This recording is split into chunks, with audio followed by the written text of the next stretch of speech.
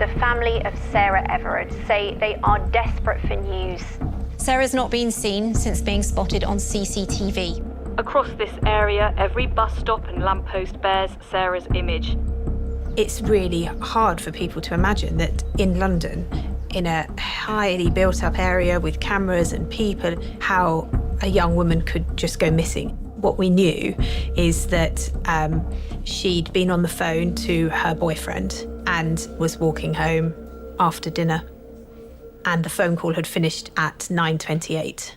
You can see someone's phone and its location from the network provider.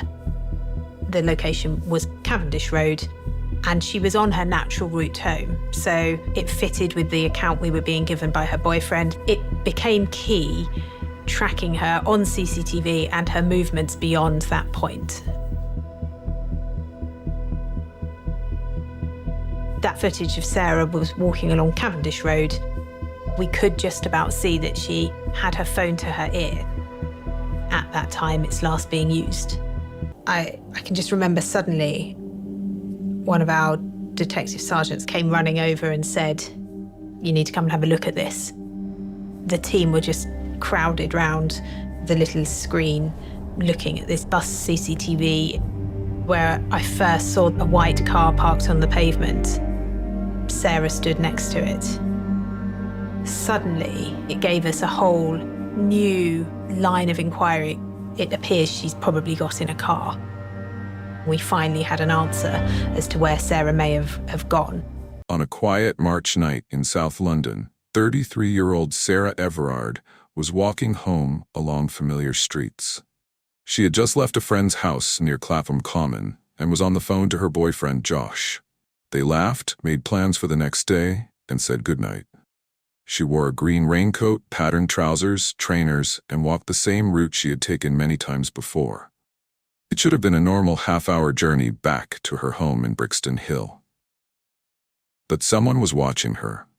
In a parked car sat Wayne Couzens, a police officer. He had his warrant card, handcuffs, and a plan he had been preparing for weeks. He had rented a car, bought items to tie someone up, and looked for quiet streets where no one would interfere. At around 9:30 p.m., witnesses saw him stop Sarah. He spoke to her calmly, showing his police ID. He said she had broken COVID rules and needed to come with him. They saw the handcuffs. They saw him lead her to a white Vauxhall Astra. It looked official. It looked safe. It wasn't. Sarah got in the car because she trusted the uniform, but it was a trick. Couzens drove her out of London over 80 miles to Kent. On the way, he switched her into his own car to hide the hire car from police. Somewhere during that journey, Sarah lost any chance to escape. In the hours that followed, he attacked and killed her, then left her body in a remote woodland near Ashford. He burned her clothes to hide what he had done. This is the story of Sarah Everard. Welcome to the crime series. Before we begin, do us a quick favor. Drop your location and the time you're watching this in the comments. We want to know where you're tuning in from, because these stories matter everywhere. Like this video, subscribe, and turn on notifications so you never miss a case. Born in 1987 in Surrey, England, Sarah Everard was the youngest in a family where love was not just expressed but deeply lived. Her parents, Susan and Jeremy Everard, nurtured their daughter in an environment where kindness, curiosity, and a sense of fairness were as important as academic achievement. The Everards were close-knit. Family gatherings, shared meals, and conversations around the dinner table were regular fixtures, shaping Sarah's appreciation for connection and mutual respect. When Sarah was still young, the family relocated to York, the historic cathedral city in North Yorkshire. Here, Sarah's world expanded. Its cobbled streets, centuries-old architecture, and green open spaces became the backdrop of her formative years. She attended Fulford School, where she quickly became known for her bright mind and gentle nature. Teachers described her as engaged and attentive, always ready to help classmates without seeking recognition. Friends remembered her as loyal and easy to confide in, someone who could be trusted with both secrets and dreams. Her early years were stable in the best sense of the word. A safe home, supportive family, and the freedom to imagine a future built on possibility. Sarah loved animals and often volunteered to help with neighborhood pets, feeding cats for neighbors on holiday or walking dogs for family friends. In a way that would later define her adult life, she balanced ambition with a quiet generosity toward others. After completing her secondary education with strong results, Sarah earned a place at Durham University, enrolling in St. Cuthbert's Society. From 2005 to 2008, she studied human geography, a discipline that reflected her innate interest in the relationship between people and their surroundings. University life brought out her independence, living away from home, managing her own schedule, and embracing the diversity of thought and culture that Durham offered. Academically, she excelled, but it was her warmth and openness that drew people in. Classmates recalled study sessions that inevitably turned into laughter-filled evenings, and societies she joined simply because they caught her interest. She immersed herself in campus life, balancing academic rigor with the friendships and experiences that would stay with her for years. Outside her studies, Sarah's love for the arts flourished. She had a soft spot for independent theater productions and was often found at local galleries or cultural events, appreciating the creativity of others. Her phone and small digital camera were constant companions, ready to capture a striking skyline at dusk or the soft light falling over cobblestone streets. Her photographs were never about perfection. They were about moments and the feelings they evoked. Travel was another passion. She enjoyed spontaneous trips to different parts of the UK, exploring cities like Edinburgh, Bath, and Bristol, each journey adding to her quiet collection of memories. Sarah was a reflective soul, keeping journals where she noted her thoughts on the places she visited, the people she met, and the lessons life was teaching her. Her family described her as a shining example to us all, not because of grand gestures, but because she lived intentionally, making choices rooted in kindness, responsibility, and respect for others. By 2021, Sarah was living in Brixton Hill, South London, in a modest but comfortable flat that reflected her personality, tidy, bright, and sprinkled with personal touches from her travels. Professionally, she had built a respected career as a marketing executive for a digital media agency.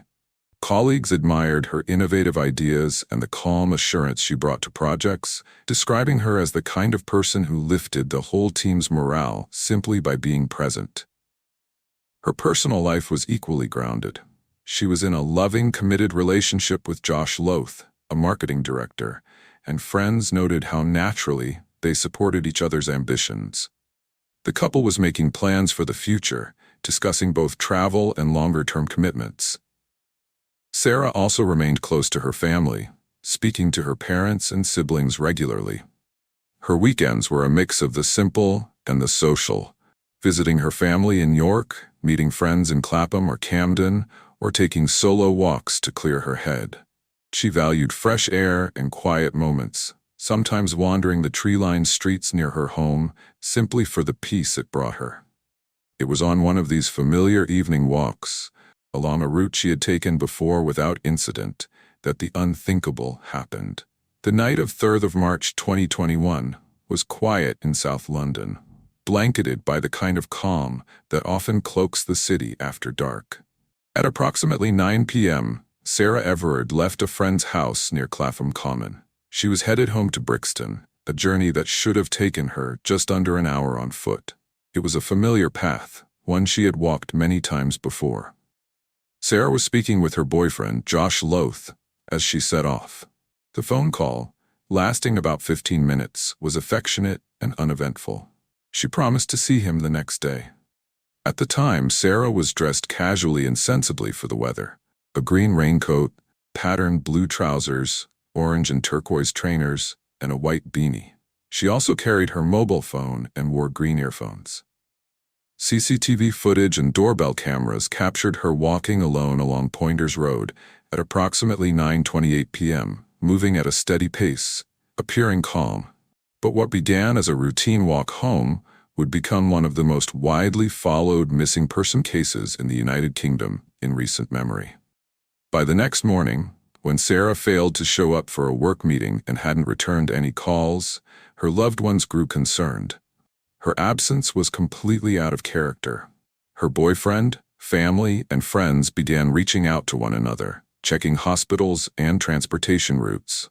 By 4th March, Sarah's disappearance had been reported to the Metropolitan Police. An investigation was opened immediately. Officers traced her last known movements using CCTV footage, transport data, and phone signals. Within days, the case had escalated rapidly, moving from a missing person alert to an intensive investigation led by Scotland Yard's Specialist Crime Command.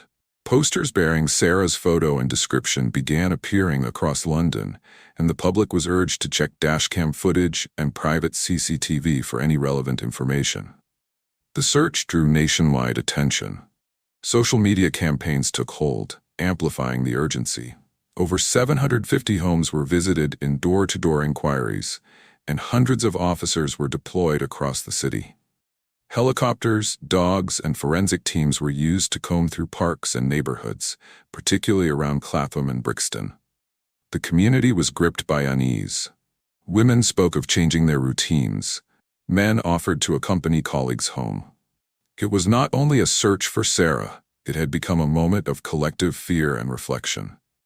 By the time Wayne Couzens became a name known across the United Kingdom, the damage had already been done. Yet before March 2021, few outside of his professional circles had any reason to question who he was. On the surface, he appeared to live an ordinary life. A married man with 2 children, a homeowner in Deal, Kent, and a serving officer in the Metropolitan Police. But beneath that carefully constructed image lay a deeply troubling truth. One that would only be fully revealed after Sarah Everard's disappearance. Wayne Couzens was born in Kent on the 20th of December 1972. He was educated at Castlemount School, and after taking the GCSEs, worked as a mechanic in his family's garage. He enlisted as a private with the Territorial Army in 2002, and over the following 4 years he unsuccessfully applied to become a police officer on 3 occasions. He was employed as a special constable with Kent Police in 2006 and was discharged from the Territorial Army the following year for failing to fulfill training obligations. In late 2010, Couzens was vetted for recruitment to the Civil Nuclear Constabulary, CNC. But in early 2011, he resigned from Kent Police and took up the role of authorized firearms officer with the CNC. Wayne Couzens transferred to the Metropolitan Police in September 2018, working as a police constable and firearms officer.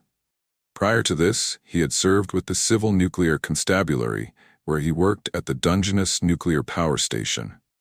Once part of the Met, he was attached to the Parliamentary and Diplomatic Protection Command, PADP, an armed unit tasked with safeguarding embassies, government buildings, and high-profile officials. It was a role that carried prestige and responsibility. Couzens had not undergone enhanced vetting as part of his recruitment, nor had he gone through the mandatory 2-year probation period with the Met before joining the PADP. And it was this very role that allowed him access to police equipment and procedures, and crucially lent him an aura of trustworthiness. Colleagues remembered him as polite and professional, but no one could have predicted the dark turn his career would take. He was trusted to protect, not harm. Yet, for Sarah Everard, his position was tragically weaponized. What emerged during the investigation was the chilling extent of Couzens' preparation. This was not a crime of opportunity, but a calculated and methodical plan that had been weeks in the making. Couzens had rented a white Vauxhall Astra specifically for this purpose, ensuring his own vehicle wouldn't be directly linked to the crime. He had purchased zip ties, adhesive film, and other restraint materials. Most disturbingly, he had been conducting research into isolated locations where he could carry out his plan with minimal chance of detection. In the days leading up to March 3rd, Couzens appears to have been engaging in what can only be described as hunting behavior, positioning himself along routes where lone women walked, studying patterns, and waiting for the right opportunity. At approximately 9:30 p.m. on March 3rd, Couzens spotted Sarah walking alone. He used his police identification card and the appearance of law enforcement authority to lure Sarah into a trap. He falsely arrested her, claiming that she had violated COVID-19 lockdown regulations, a tactic that allowed him to gain control over Sarah without raising suspicion from passers-by. Witnesses later reported seeing Sarah handcuffed and led to the car by a man wearing what appeared to be police uniform. The witnesses described the interaction as appearing official and legitimate. Sarah, however, complied because she believed she was being lawfully arrested by a police officer. This abuse of police authority was central to how Couzens gained control over her. Sarah did exactly what society tells women to do: trust law enforcement and comply with police instructions. Couzens then drove Sarah from South London to Kent, a journey of over 80 miles that would have taken more than an hour. During this horrific journey, Sarah was trapped in a vehicle with her abductor, completely at his mercy. Somewhere during this journey, Couzens transferred Sarah to his own personal vehicle to avoid detection, switching from the rental car that could be traced back to him. It was during this terrifying journey that Sarah lost any chance of escape. Once Couzens had driven Sarah to the isolated woodland area near Ashford in Kent, he carried out the violent acts that would ultimately take her life. Couzens sexually assaulted Sarah Everard. The attack was brutal and prolonged. He then murdered her, ending the life of a woman who had simply been walking home on a quiet evening. The exact details of how he killed her were later established through forensic evidence and his eventual confession, revealing the full extent of his cruelty. After murdering Sarah, Couzens attempted to cover his tracks. He disposed of her body in the remote woodland of Hodes Wood near Ashford in Kent. He burned Sarah's clothing in an attempt to destroy evidence that could link him to the crime. He carefully disposed of other potential evidence and cleaned his vehicles. Before we continue, if you believe stories like Sarah's need to be told and heard, please take a moment to like this video and subscribe.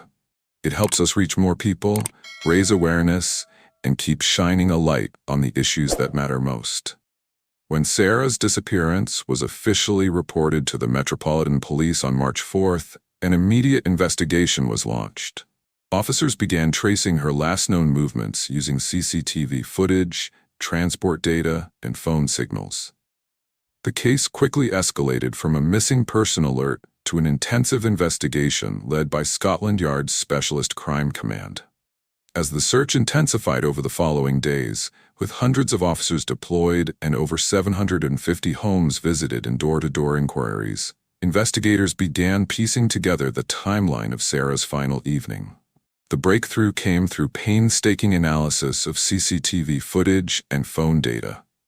Investigators discovered footage of a white Vauxhall Astra parked on Poinders Road at the time of Sarah's disappearance. Vehicle registration records led them directly to Wayne Couzens. Phone tracking data placed both Couzens' phone and vehicle in the exact area where Sarah was last seen. As investigators dug deeper, more disturbing details emerged about Couzens' recent behavior.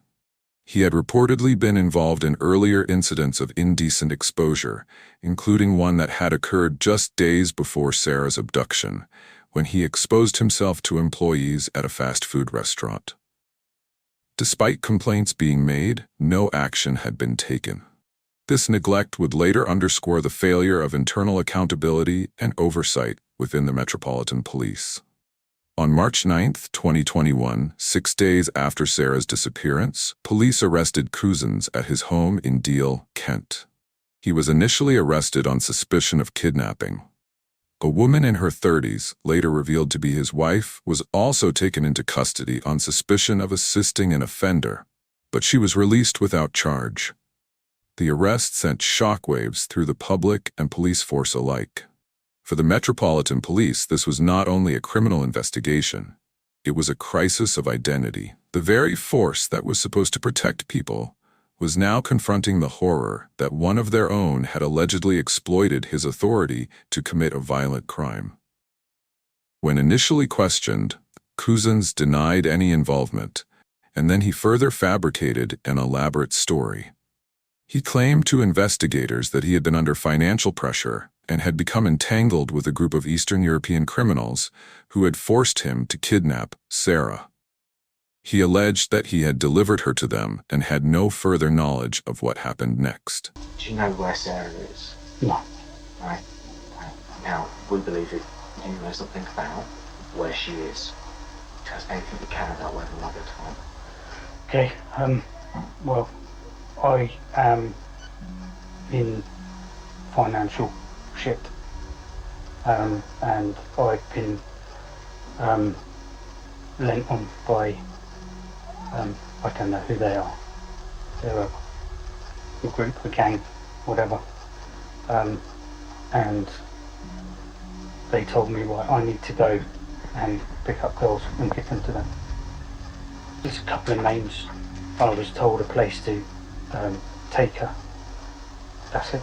That is all I know. You must know more about where she is or how I can find her. I'm sorry, I don't know. I know you know. And you I don't know. If they've taken her in a van, then they've taken her. This story was quickly discredited. There was no evidence of criminal coercion, no evidence of financial pressure, and no evidence of any criminal gang. Instead, CCTV footage, phone records, and vehicle tracking painted a far more disturbing and deliberate picture of a serving police officer who had used his position to hunt, trap, and kill an innocent woman. During a search of Couzens' property, investigators found key pieces of evidence. Most notably, they recovered Sarah Everard's mobile phone and discovered an area of burned clothing in a nearby woodland. Forensic teams began the exhaustive task of identifying materials and cross-referencing data, including GPS tracking from Couzens' mobile devices. His phone's activity placed him at the scene of Sarah's disappearance and later at the location in Hodes Wood, near Ashford in Kent. Following the discovery and formal identification of Sarah's body on March 12, 2021, the case against Wayne Couzens intensified rapidly. Within hours of the identification, he was charged with her kidnapping and murder. The charges were expanded to include rape as forensic evidence confirmed the full extent of his crimes against Sarah. On March 13, 2021, Couzens appeared at Westminster Magistrates Court via video link from Belmarsh Prison, where he was remanded in custody. The brief hearing lasted only a few minutes, but it marked the beginning of formal legal proceedings against a serving Metropolitan Police officer for one of the most shocking crimes in recent British history. The formal charges sent shockwaves across the nation. The revelation that a police officer had not only killed Sarah Everard, but had also raped her before taking her life, sparked unprecedented public anger and grief. Vigils were planned across the country as people struggled to process the horror of what had occurred. The planned vigil at Clapham Common on March 13, where Sarah had walked just days before her death, became a flashpoint of controversy. Despite the organizers' peaceful intentions to honor Sarah's memory and highlight women's safety concerns, the Metropolitan Police banned the gathering, citing COVID-19 restrictions. When people gathered anyway to lay flowers and pay their respects, police moved in to disperse the crowd, leading to scenes of officers restraining women at a vigil for a woman killed by a police officer. The images were deeply damaging to an already battered police force. The period between March and June 2021 saw intense public scrutiny of the Metropolitan Police, with calls for resignations, reviews of police culture, and demands for systemic reform. Media coverage was relentless, and Sarah's case became a catalyst for broader conversations about violence against women, police accountability, and institutional failures. During this time, Couzens remained in custody while the Crown Prosecution Service prepared its case. The evidence against him was overwhelming. CCTV footage, phone records, DNA evidence, and witness testimonies created an irrefutable trail of his guilt. It became clear that the case would not require a lengthy trial, as the evidence was so conclusive. In the aftermath of the formal charging of Wayne Couzens for the abduction, rape, and murder of Sarah Everard, attention turned to the legal proceedings that would follow. The severity and cruelty of the crime, committed by a serving police officer, had already ignited national outrage. But the justice system was now expected to deliver not just a verdict, but a response that matched the gravity of the offense. The British legal system moved swiftly, both to ensure transparency and to signal the seriousness of the breach of public trust. On the 8th of June 2021, Couzens pleaded guilty to the kidnapping and rape of Sarah Everard. Then he appeared at the Old Bailey in London at a further hearing, held on the 9th of July 2021, where he also pleaded guilty to her murder. His admissions marked a crucial moment in the case, avoiding the need for a full criminal trial and bringing some measure of closure to Sarah's grieving family. Although the guilty plea confirmed the facts surrounding the events of March 3, 2021, the sentencing hearing would delve deeper into the evidence, revealing the extent of Couzens' premeditated and calculated actions. The sentencing hearing took place on September 29th and 30th, 2021, presided over by Lord Justice Fulford. In a courtroom filled with legal professionals, journalists, and members of the public, including Sarah's heartbroken family, the judge delivered a searing assessment of the crime. Prosecutors laid out the chilling sequence of events. Couzens had used his police-issued warrant card and handcuffs to falsely arrest Sarah on the pretext of violating COVID-19 regulations. This abuse of police powers, Lord Justice Fulford remarked, was not only deceitful, but a gross betrayal of public trust. Throughout the hearing, harrowing CCTV footage and mobile phone records were presented, painting a clear picture of Couzens' actions. The prosecution made it evident that Couzens had meticulously planned the crime. Days before the abduction, he had booked a hire car, purchased items such as a roll of self-adhesive film, and conducted online searches for locations to carry out the attack. This level of premeditation was central to the court's conclusion that Couzens posed an ongoing danger to the public. The most heart-wrenching moments of the hearing came when Sarah's family delivered their victim impact statements. Her mother, Susan Everard, read her statement through tears. She spoke of Sarah as a beautiful daughter who was kind and thoughtful, caring and dependable. Her voice cracked as she described the indescribable anguish of losing a child under such horrific circumstances. Her father, Jeremy Everard, also addressed the court directly, his words measured yet heartbreaking.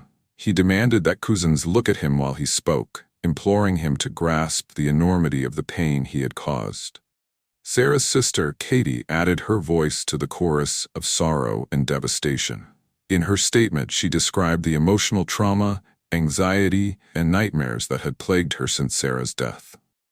Her words were raw and deeply human, highlighting the irreversible void that now marked the Everard family. In his sentencing remarks, Lord Justice Fulford stated unequivocally that the seriousness of the case warranted the most severe punishment available under British law. He described the case as devastating, tragic, and wholly brutal, and concluded that the misuse of Couzens' status as a police officer to commit such a heinous crime elevated the severity beyond the usual parameters of a murder case. On September 30th, 2021, Wayne Couzens was sentenced to a whole life order, meaning he would never be eligible for parole. This is the most severe sentence that can be handed down in the UK and is reserved for the most egregious cases of murder. It placed Couzens in the same category as a select group of offenders whose crimes were deemed so abhorrent that no prospect of release would ever be considered. Couzens became the first serving British police officer ever to receive a whole life sentence, a distinction marked by both legal precedent and symbolic weight. For Sarah's family, the whole life sentence was an acknowledgement of the horror of what had occurred, but it could never replace the life that had been taken. While the legal proceedings concluded with the maximum penalty imposed, the broader legal and social response was only just beginning. Wayne Couzens had been held accountable in the eyes of the law, but questions remained about the systems that allowed him to act with such impunity. The court proceedings had shone a light on one man's criminal actions, but the nation's justice institutions now faced a deeper reckoning with structural failings that extended far beyond the courtroom. The Sentencing Council later acknowledged the significance of the whole life order given to Couzens, noting that it was one of the few times such a sentence was handed to a serving police officer. The case set a precedent in British legal history, not just for the crime itself, but for how the justice system responded to a breach of trust perpetrated by a state official. Following sentencing, Couzens lodged an appeal in October 2021, seeking to reduce his punishment. His legal team argued that a determinate life sentence, one with the option of release in later years, was appropriate. However, in July 2022, the Court of Appeal rejected this bid, upholding the original whole life order. Senior judges concluded that the severity of Couzens' crimes and his exploitation of law enforcement authority fully justified the sentence. In March 2023, Couzens received an additional 19-month sentence for several indecent exposure incidents committed in the months prior to Sarah's murder. These included inappropriate behavior at a fast food restaurant and in public woodland. The new sentence was added on top of his whole life term, leaving no question about the permanence of his incarceration. Couzens is currently serving his sentence at HMP Franklin in County Durham, having been transferred from HMP Belmarsh. Sarah Everard's name had become inseparable from a broader national conversation about women's safety, justice, and institutional accountability. The legal closure was vital, but the sentencing marked the beginning of a much wider, long-term examination of public trust in law enforcement, and how that trust had been so catastrophically broken. And even though the sentencing of Couzens did not bring Sarah Everard back, nor did it erase the trauma suffered by her loved ones, still it did deliver a form of justice, a clear signal from the legal system that no one, regardless of uniform or position, is above the law. Her case spurred an unprecedented conversation about violence against women in the UK. Campaigns like Reclaim These Streets gained national traction. The government proposed changes to public safety measures, and there was increased awareness around the everyday experiences of women navigating public spaces. Yet, amidst all the public discourse, the most enduring legacy remained Sarah herself, a 33-year-old woman who was simply walking home. In the months and years since Sarah's death, public trust in the Metropolitan Police, already strained before, suffered a sharp decline, particularly among women. Polling revealed that confidence dropped, from 77% to 59% in some London boroughs like Wandsworth. Similar reductions were seen elsewhere. This erosion of trust was deeply personal for many women, who described altering routine behaviors, crossing the road at night, avoiding walking alone, to regain a sliver of safety as they feared what had happened to Sarah could happen to them. If Sarah's story has moved you, share it. Keep her name alive in conversations about safety, accountability, and change. If you believe her life and legacy deserve to be remembered, please like this video, subscribe to the channel, and turn on notifications so you don't miss future stories that matter. Together, we can keep telling the stories that demand justice, and make sure they are never forgotten.